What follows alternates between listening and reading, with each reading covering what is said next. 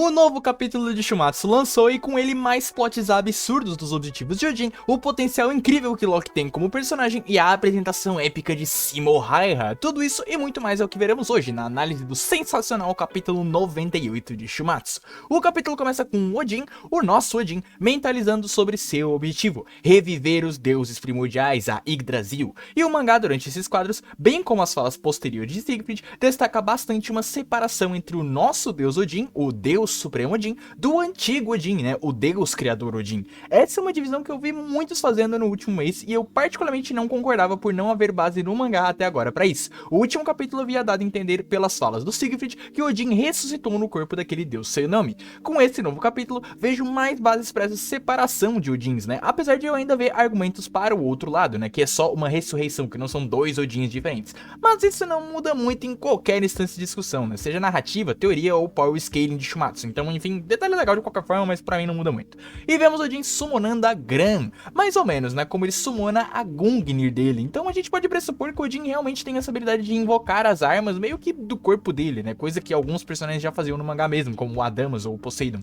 E vemos que o Odin tem em suas mãos os tesouros da calamidade, dizendo que se ele obter mais dois, apenas mais dois, ele poderá reviver a Yggdrasil. Aqui vale o adendo que algumas traduções não deixaram claro, mas o Odin está falando de mais duas vitórias. No caso, evidentemente mais duas vitórias do Ragnarok, já que volta mais duas para os deuses vencerem, né, tá 5 a 5, e a humanidade ser destruída, o que, como veremos nesse capítulo, é o real objetivo do Odin. O real objetivo dele é vencer o Ragnarok. E só para esclarecer totalmente isso, deixa claro que essa fala não tem nada de falta dois receptáculos pro Odin.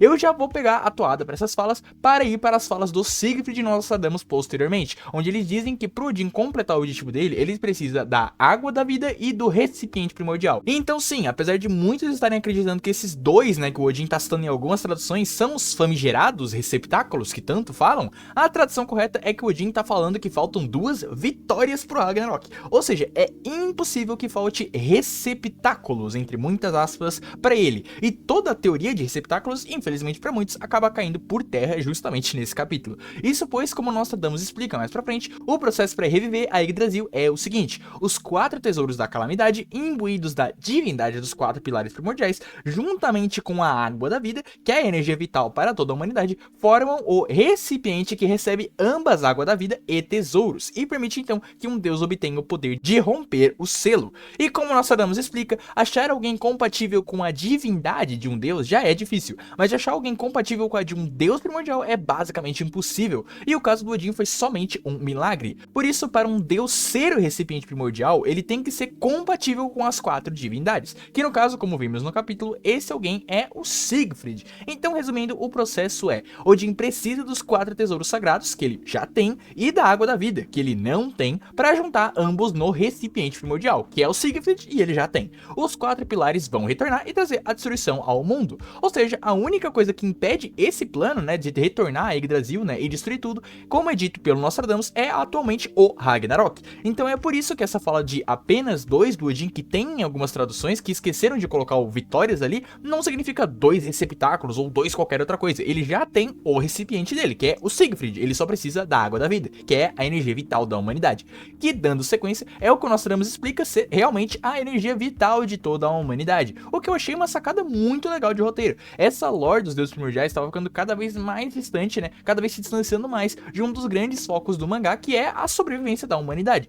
Então eu tava torcendo e apostando que aconteceria exatamente o que aconteceu nesse capítulo, o mangá conectando esses 2 plot points. E agora as coisas parecem ter um caminho bem mais simples e razoável narrativamente, e tudo acaba se focando diretamente no Ragnarok, que é o centro ali da narrativa, né.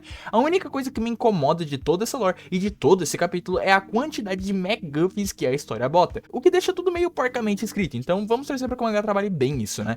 E sobre os tesouros da calamidade, Siegfried nos contou também o nome deles. Além da Gran, que já tínhamos a informação há bastante tempo, e vem as histórias de Nibelung e Lid, envolvendo o próprio Siegfried, temos agora o bracelete de alquimia Draupnir, do Lorde do Caos, sendo Draupnir um anel mágico feito pelos anões mestre ferreiros Brock e Eitri, um dos presentes maravilhosos oferecidos a Odin por eles, incluindo o Mjolnir, por exemplo, né? E tem grande destaque no The Ring de Nibelungen, na ópera de Richard Wagner, do qual o Siegfried é um dos grandes personagens. Além dela, temos o colar de Brisingmen, do gigante primordial Ymir, sendo Brisingamen o colar da deusa da beleza e do amor Freya, né, que é a esposa do Odin na mitologia nórdica. E também temos o elmo de Egil, que talvez faça referência a Egil Skallagrim, Skargrimson, um dos guerreiros berserkers mais famosos das mitologias nórdicas aí, dos contos nórdicos, e ele é um dos grandes personagens também das sagas islandesas. E logo depois disso temos o que comentei da explicação do Nostradamus sobre a água da vida e o recipiente primordial. Detalhe bonitinho pro almanaque do Nostradamus ali, né, com figurinhas dele, ou de símbolos anarquistas ou alquímicos, muito bonitinho, né.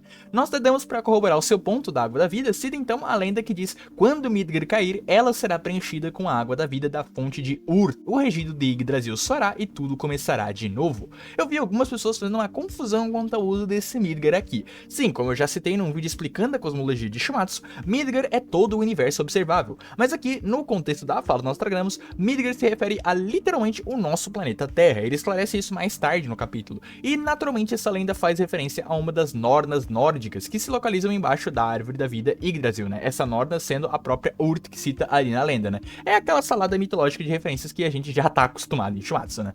Então vemos ali a representação das divindades da Yggdrasil. Odin é o céu, Satanás a escuridão, Ymir a terra e Caos é o vazio. Um deus vazio, hein? Enfim, só mais migalhas, mais munição pra conectar entre todos esses caras aí da Yggdrasil e os nossos deuses do Ragnarok, né? Apesar de que boa parte das teorias envolvendo o Bel já ser o recipiente do Satanás meio que caíram por terra nesse capítulo, de qualquer forma, né? E vemos então o Nostradamus explicando que o Odin vasculhou e procurou por alguém que pudesse comportar essas 4 divindades, né? O recipiente primordial, que é o Siegfried. E vemos ali um quadro do Odin encontrando o Siegfried pela primeira vez, né? Um quadro dele num trono com o Siegfried meio que claramente sendo apresentado ao Odin pela Brunhilde. Eu achei muito legal a gente já ter um vislumbre desse momento que certamente voltará a aparecer no futuro. Seja num flashback do Odin, da Brunhilde, do próprio Siegfried, quem sabe, enfim, eu achei muito massa, pois é um vislumbre da relação desses três, que é algo que eu tenho muita expectativa pro futuro do mangá. Como a Brunhilde conheceu o Siegfried e por que ela tá apresentando o Siegfried pro Odin? Eu quero saber mais disso no futuro, é uma das coisas mais interessantes que a gente pode ter no mangá e eu espero que volte. Com certeza vai voltar, né? E naturalmente é por isso que o Siegfried está preso e em cuidados médicos do Nostradamus a pedido do próprio Odin, pois como o próprio Siegfried disse no capítulo passado, ele é importante demais pro Odin pra ele morrer. Graças à chuva de informações e ao emaranhamento de objetivos nesse capítulo, eu fiquei me pensando como esse plot será resolvido. Curiosamente, uma das formas mais fáceis de se fazer isso é ali agora, né? Seria se o Nostradamus simplesmente matasse o Siegfried, né? Com ele morto, o Odin não teria o recipiente e o seu plano atrasaria consideravelmente. Mas isso evidentemente não é algo que Brunhilde e Nostradamus estão dispostos a fazer. Mas eu me pergunto como o próprio Siegfried acha disso. E a outra solução seria parar o Ragnarok. Sim, como o Nostradamus explica, o ato da Brunhilde de impedir o Ragnarok adiou o plano do Odin, deixando ele muito furioso, e naturalmente se o Ragnarok fosse parado e a humanidade não fosse destruída por consequência, o plano do Odin também ruiria. Mas o Ragnarok parar agora está fora de questão, como vimos quando o próprio Thor, assim como diversos outros deuses, deixaram bem clara a opinião deles para o Ragnarok ser interrompido. Agora não dá pra voltar atrás e a honra dos guerreiros caídos não pode ser manchada com uma interrupção do torneio. O fato daquela conferência de sobrevivência à humanidade ter ocorrido também me fez perguntar se outros deuses também sabem sobre esse plano do Odin, né? Como Zeus e especialmente Thor e o Loki. Olha, eu particularmente acredito que nenhum deles sabe, né? Se soubessem pela gravidade do perigo da destruição unilateral e completa de todo o céu, eu acredito que eles não deixariam o Odin se safar com isso. No caso do Zeus, eu até vejo ele talvez aceitando esse plano porque, bom, ele acharia isso divertido e vocês sabem como Zeus é meio piroquinha, né? E no caso do Thor, é bem difícil dizer qual que seria a opinião dele sobre isso antes do Ragnarok ter começado, né? Agora, com certeza, ele não vai concordar com nenhuma interrupção do Ragnarok. Agora, no caso do Loki, o capítulo meio que vai dar uma dica sobre isso, mas ele é um personagem que eu também vou comentar mais à frente. Ele é bastante enigmático e ele me levantou também a questão também de que por que a Brunhilde, alguém que Siegfried diz que certamente sabia de todas as intenções do Odin, não contou ao Loki ou, sei lá, a outros deuses como Buda, ou Hermes, ou Hércules, né? Qual que é a intenção do Odin? Particularmente, a minha visão pra isso até agora, até o mangá não responder, né, não dar uma resposta canônica, é bem simples. Primeiro, Brunhilde, apesar de se demonstrar uma personalidade estoica e fria, é extremamente emotiva e vingativa, e ela pode muito bem ver o seu ato de vingança pro Odin como uma cruzada pessoal dela. E além disso, mesmo ela sabendo de tudo isso, pensem comigo, né, como ela, uma mera valquíria que precisou apelar pro orgulho dos deuses pra incitar o Ragnarok no começo do mangá, conseguiria convencer os deuses que o Odin, o Deus Supremo Odin, tava tramando de destruir tudo. Ela não tem como provar nada disso, então eu vejo essas duas possibilidades como bem plausíveis. E com a cena da Gol descobrindo sobre tudo que a Brunhilde estava passando, temos mais camadas para a ótima relação dessas duas, que o mangá vem construído durante todos os capítulos desde o capítulo 1.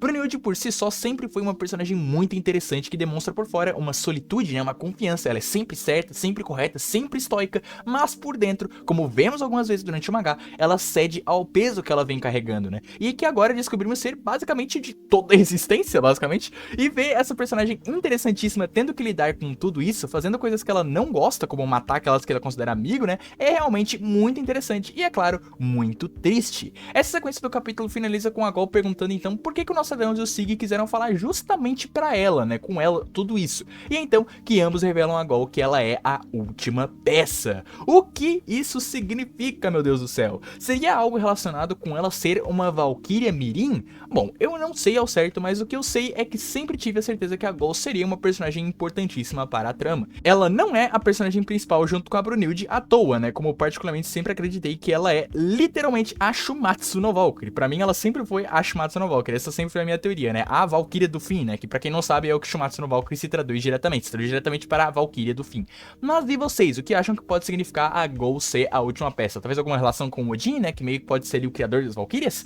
E falando em Gol, eu acredito que com esse capítulo, Gol talvez pela primeira vez no mangá inteiro fique fora da plateia de uma luta. Isso porque, como veremos mais à frente, o mangá tá se preparando para o Round 11 e a gente não tem muita iminência da Gol voltar pro Valhalla pra ver a luta. Afinal, o Sig e o Nostradamus ainda parecem ter coisas pra falar com ela. Por isso, creio que ou a Gol vai ficar de fora, ou a Brunilde vai sentir a falta dela e vai pedir pra alguém como o Buda ou o Sakata buscarem a Gol lá no Tártaro, né? Ou a Gol pode ir ali voltar no meio da batalha também, né? Vai saber. E com todo esse plot, né, meio que tudo culmina no resultado do Ragnarok. Quem que vai vencer? A humanidade ou os deuses? Pra mim ficou meio óbvio que agora a gente tem basicamente duas estradas pra seguir, né? Uma é os humanos vencendo e o plano do Odin meio que para por ali, né? Com o Odin perdendo provavelmente a última rodada e sendo essa grande batalha final. E a outra, com o Odin talvez vencendo, a humanidade provavelmente sendo destruída e a Yggdrasil voltando e aí tendo uma batalha entre a Yggdrasil e o resto dos personagens do elenco. Agora eu quero saber de vocês, qual que vocês acham que é mais provável? Ou será que tem uma terceira via escondida e a gente ainda não viu ela? Pode ser também, né?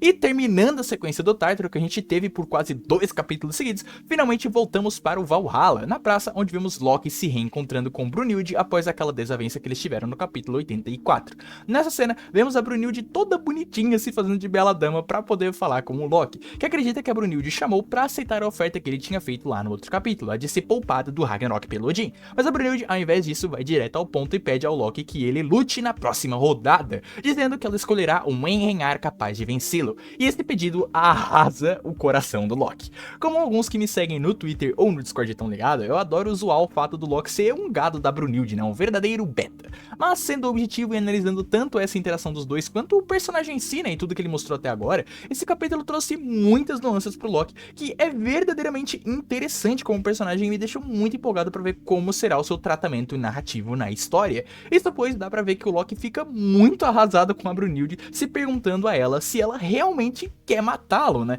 A relação entre esses dois, como eu teorizo, eu quero explorar em um vídeo futuro de teoria, se quiserem peça aí nos comentários, por favor, eu penso em trazer se vocês pedirem, é realmente muito detalhada e dá pra ver na Brunilde que ela mesma se sente muito mal por pedir isso pra ele, o que só acrescenta ao que eu falei do quão interessante é a personagem da Brunilde, que constantemente quebra o seu próprio código moral do que ela acha certo, né, pra obter a vitória acima de tudo, incluindo matar alguém que ela preza, como o Loki. E é muito interessante ver as reações do Loki pra esse pedido da Brunilde. Inicialmente ele fica muito puto e vê esse ato da Brunilde como ela colocando Siegfried acima dele, o que meio que evidencia que o Loki provavelmente não sabe das verdadeiras intenções do Odin, como o Loki tá vendo tudo isso daí, né, todo esse pedido da Brunilde como uma briga de egos da Brunilde, né, com o Siegfried e o Loki.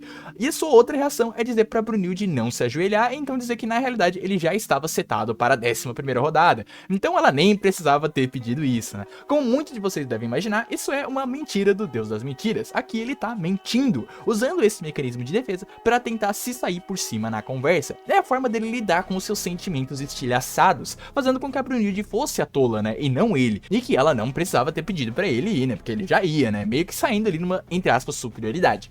E o que mais é interessante de tudo isso é que a Brunilde percebe que ele tá mentindo, pois quando o Loki sai, ela agradece o Loki, o que evidencia que ela percebeu o que a gente já sabia, né, que o Loki não era o próximo, que ele tá fazendo isso meio que pela Brunilde. O próximo, como a gente sabe, era o Anubis, né, então essa relação só dá mais traços de aprofundamento para Loki e Brunilde. Até mesmo o ato de Loki gerar uma flor e então jogá-la no chão, simboliza que ele tá deixando seu amor de lado, né, tá deixando seu amor pra trás, mas logo vemos que não é tão simples assim, pois o Loki volta pro seu quarto e sai dessa máscara de superioridade que ele criou ali com a mentira pra Brunilde, desabando e destruindo tudo do seu quarto com as suas foices. Tudo não, quase tudo. Notem que ele não destrói, ele nem toca, nem rela na boneca da Brunilde. Então mesmo ele rindo maniacamente e terminando a cena dizendo matar, ele ainda esconde sentimentos pela Brunilde, tanto que ele destrói o quarto chorando. Então esse misto, essa dança de tristeza com raiva do Loki, realmente torna o personagem dele muito interessante. E apesar da grande introdução do seu adversário no final do capítulo, que a gente vai falar já já, eu diria que esse capítulo, acima de tudo, é um capítulo do Loki, né? Mostrando como ele tem potencial para ser um dos melhores e mais aprofundados e desenvolvidos personagens de Shumatsu em sua batalha. Eu tô com muita expectativa para ver como o mangá vai trabalhar ele. E falando em melhores, né? Vemos então o Anubis saltitante e feliz para ser o próximo. Apenas para receber de Deus a notícia que o Loki já colocou seu nome na lista para a próxima rodada. Então o pobre Anubis terá que esperar para lutar na 12ª rodada, que não vai ter escapatória, né? Eu imagino que todo mundo esteja de acordo que o Anubis é o próximo lutador dos deuses após o Loki, né? Pelo amor de Deus, não vai ser o Odin, né? Quero ver agora como é que o Anubis vai reagir à entrada do Loki e como ele vai reagir à luta, né? A 11ª rodada no geral. A gente viu um pouco dele ali em Okita vs Anohana, mas eu quero ver mais dele como telespectador antes do seu combate derradeiro.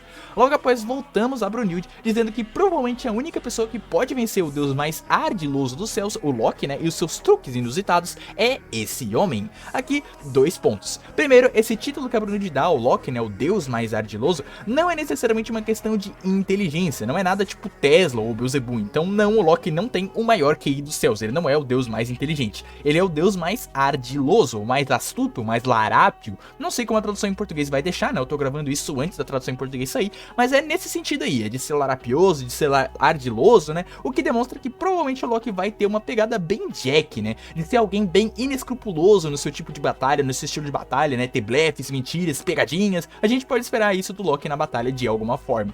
E quanto ao Simo ser o único que pode enfrentá-lo, isso pra mim é aquele clássico glazing, né? Aquele clássico hype no personagem que não afeta em nada a análise de combate. Por exemplo, o Hades já teve essa fala, o Apollo já teve essa fala, o Poseidon já teve um contexto até maior que essas falas aí, né? E essas falas são todas iguais, são feitas só pra hypar o cara. Não é nesse caso específico porque a Brunilde falou que é verdade, né? Nesse caso específico. E a Brunilde completa essa frase, né? Complementa essa frase, dizendo que o único que pode vencer o Loki provavelmente é o humano que, mesmo sendo humano, adquiriu o nome de Morte Branca. Curiosidade legal aqui é que a Brunilde fala Shiroi Shinigami, ou seja, Deus da Morte Branca, ou Deus da Morte Branca, né? Por isso que ela faz essa comparação de, mesmo sendo um humano, ele recebeu o título de Deus da Morte Branca, né? Tem esse paralelo aí entre humano e Deus, e o título, né, dele que é Morte Branca.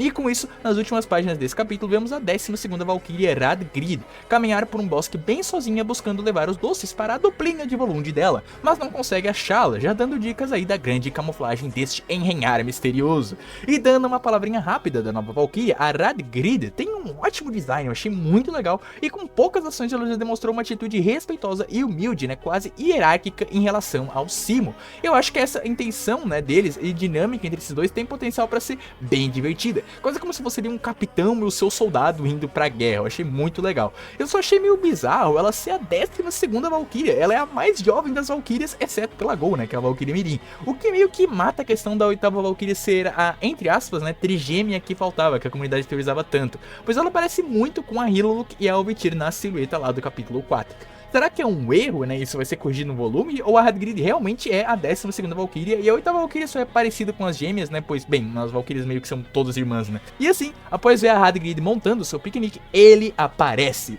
Respondendo ao chamado Simo Hai-Ha, a Morte Branca se anuncia. Vamos marchar para proteger nossa pátria. E que apresentação foda do Simo. Simples, mas muito impactante e com uma frase muito marcante. Eu acho que a parada dele está escondido. Poderia ter ganhado pelo menos uma ou até 2 páginas a mais de destaque, mas ainda assim, essa frase dele, né, vamos marchar para proteger a nossa pátria, já demonstra muito da personalidade dele, né, sério, centrado, objetivo, mas focado em defender os seus, né, a sua nação. Esse cara vai ser foda no campo de batalha e é obviamente o Simo quem vai ter a minha torcida nessa luta, né, pelo amor de Deus. E falando em torcida, com essa batalha já anunciada, eu vou deixar aqui uma aposta que vai vencer, e no caso, por incrível que pareça, eu creio que vai ser o Loki. Quando foi revelado que Loki versus Simo seria o confronto da 11ª rodada, rodada, eu fiquei em um impasse, pois eu tinha confiança que o Loki morreria, por motivos que eu já vou explicar, mas eu não imaginava que ele seria o próximo a lutar, né? Nessa rodada aqui, da 11ª rodada, eu acreditava que é os deuses que venceriam, e o Loki pra mim tem um arco muito forte pra ele morrer, pois como eu citei nessa review e deixei claro o capítulo, né, inteiro, ele demonstra que vive, o capítulo inteiro demonstra que ele vive numa mentira narrativa. O seu amor pela Brunhilde corrói ele por dentro, e ele tem que aprender a lidar com isso, e muitas vezes o personagem só se liberta da sua mentira narrativa na morte, foi o caso do próprio Zero no Shumatsu, por exemplo. Mas a rodada 11, pra mim, tem muitas chances dos deuses vencer ela, pois com ela, o lado vencedor vai ficar a 1 ponto de vencer o torneio inteiro, e eu creio que o mangá não vai desperdiçar o incrível potencial que é o plot point, né, que é essa ideia de plot da humanidade estar a 1 ponto da destruição, estar à beira da destruição completa. Os deuses estarem a 1 ponto da derrota é ok, é legal pro leitor e tal, mas nós leitores a gente acompanha a humanidade. O nosso lado ali, né, de empatia principal é da humanidade, a gente acompanha tudo pela visão da humanidade, pela visão da Brunhilde, que é a protagonista principal junto com a Gol. E ainda mais com os plots atuais desse capítulo, a gente meio que tem que torcer pra humanidade vencer, porque senão meio que todo mundo morre. E por isso, aplicar mais drama e mais impacto é o essencial para deixar a história mais tensa. Então sim, as chances do Loki vencerem agora são muito altas, são realmente muito altas, a chance dele vencer é muito grande. Quanto à parada da mentira narrativa que eu citei agora há pouco, por mais que eu achasse mais provável o Loki achar a sua verdade narrativa com ele morrendo, né, com ele perdendo, a gente tem caso de personagens que encontram a verdade narrativa ganhando, né, como o caso do próprio Jack e do Bell em Shumatsu também. Então o Loki pode acabar seguindo por esse mesmo caminho. Uma outra preocupação que eu tenho com essa luta é o fato que, bom, né, como eu falei, o Loki é um personagem que tá com muito potencial para ser desenvolvido nessa luta e ser aprofundado. Ele tem relação, obviamente, com Odin, tem relação com Thor, que a gente sabe um pouco da relação deles, tem a evidente relação com a Brunhilde, tem todo ali esse dilema dele de lidar com o seu amor e de ser um personagem ali com várias máscaras, né, com bastante insegurança, mas que também tem a sua fúria incontrolável, né, de querer matar, né, que ele demonstra, por exemplo, com o Buda ou agora com a Brunhilde. Enquanto isso, o Simo meio que me parece razoavelmente perdido. Isso não é uma crítica até agora, eu só tô tentando fazer ali uma previsão. E uma preocupação com a minha luta é que o Loki ele tá com muita conexão de toda a lore, enquanto o Simo basicamente é só um humano normal. Que tá, humano normal, entre muitas aspas, ele deve ser muito poderoso, mas o que eu quero dizer é que ele não tem conexão com outros personagens, ele não tem conexão com o Loki, né? Ele parece que não vai ter muita conexão. Meu medo é o Simo ele ser meio que um humano, entre aspas, genérico, não no sentido de ele ser parecido com os outros, mas no sentido de ele ser ali só um humano que tá ali pra realmente ser o confronto físico, ser o obstáculo físico do Loki. Eu quero que o Simo também seja um obstáculo mental, um obstáculo ideológico pro Loki. Eu espero, e eu torço, eu imagino que o mangá vai fazer, porque o mangá é bom em fazer isso, uma conexão entre o Simo e o Loki. Eu quero muito ver como que o mangá vai trabalhar, talvez uma rivalidade entre eles. Eles podem ser personagens parecidos ou podem ser personagens dicotômicos, personagens diferentes. E também eu quero saber agora de você. Eu quero saber de você. Quem você acha que vai vencer, o Loki ou o Simo Hayah? Comenta aí embaixo e não se esquece do like, da inscrição para apoiar o canal e de hypar o vídeo se tiver no celular, beleza? Como sempre, um agradecimento aos boosters do server do Discord e aos membros de General de Guerra, Falha TV e Nada, Imperadores Celestiais, Evanchantress e Crow Valley por apoiarem diretamente o canal. E meus agradecimentos a você que ficou até aqui, um abraço e até mais!